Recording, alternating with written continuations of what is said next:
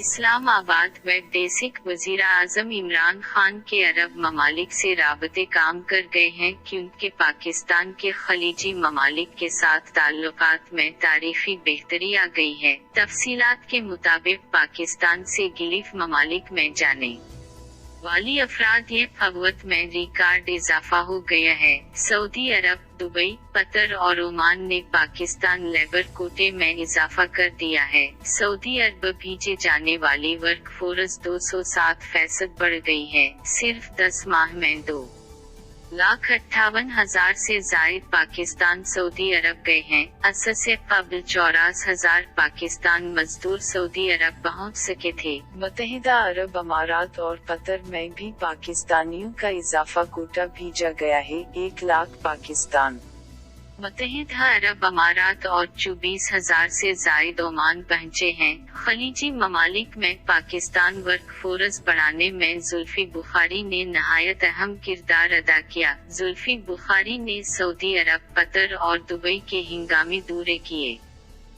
زلفی بخاری نے سعودی حکام سے افرادی قوت بڑھانے کی باضابطہ درخواست کی اور کہا کہ ملٹی بلین منصوبے طائف اسٹی میں پاکستان لیبر کو موقع دیں، جس پر سعودی حکام نے پاکستان افرادی قوت بڑھانے پر رضامندی ظاہر کر دی۔ طائف اسٹی سمیت ڈیجیٹل پلیٹ فارم مسند کے لیے کوٹے میں اضافہ کیا جائے گا۔ پاکستان، دبئی میں افرادی قوت کا ڈیٹا بیس جوڑنے کا معاہدہ بھی طے پا گیا ہے۔ زلفی بخاری، وزارت برائے ہیومن ریسورس کے معاملات میں اہم پیش رفت ہوئی ہے۔